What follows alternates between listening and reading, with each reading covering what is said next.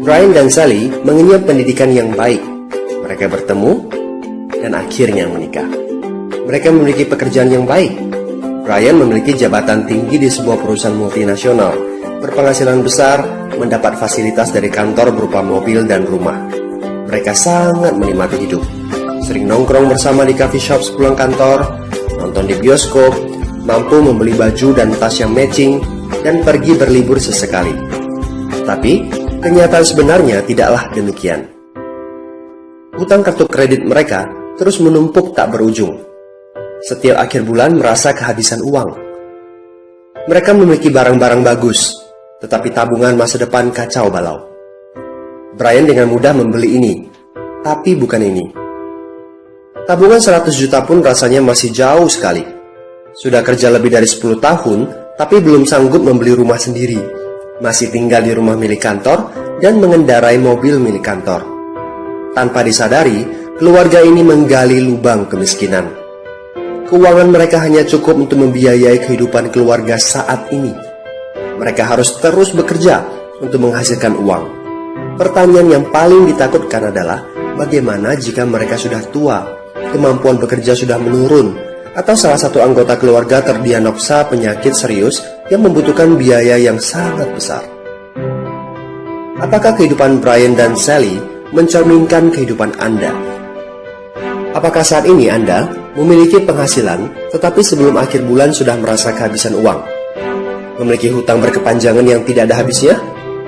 Memiliki barang-barang bagus, tetapi khawatir karena tidak punya tabungan?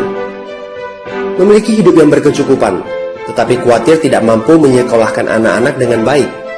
Memiliki rumah tinggal, tetapi berkemungkinan besar harus menjual rumah bagus ini karena tidak punya dana pensiun? Jika Anda menjawab ya pada salah satu saja pertanyaan tadi, saatnya untuk memperbaiki diri.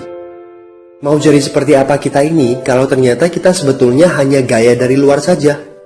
Mau hidup kropos seperti ini sampai kapan? Aha, mari kita mulai menabung. Nah, apakah menabung saja cukup? Berapa banyak yang bisa Anda sisihkan untuk ditabung setiap bulan?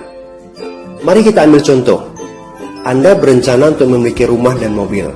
Katakanlah harga rumah 600 juta dan harga mobil 200 juta. Jika Anda mampu menabung 5 juta per bulan, Anda membutuhkan 13 tahun untuk mendapatkan angka 800 juta. Masalahnya, inflasi membuat harga rumah dan mobil melambung tinggi.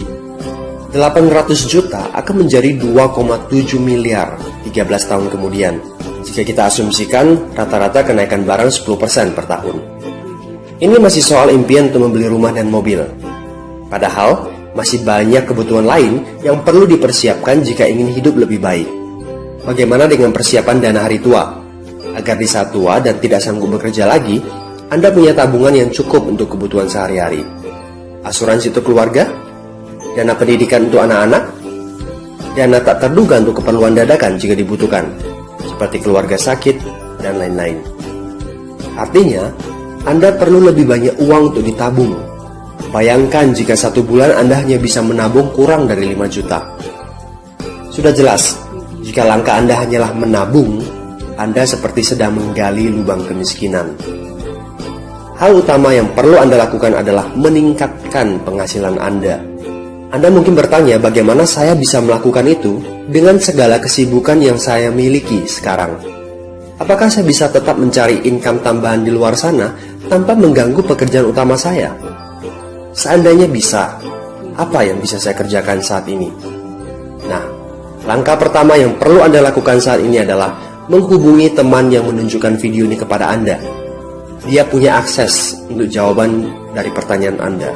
Informasi itu yang Anda butuhkan saat ini. Terbukalah, seperti parasut, pikiran hanya dapat bekerja saat terbuka. So, segera hubungi teman Anda dan dapatkan video informasi berikutnya.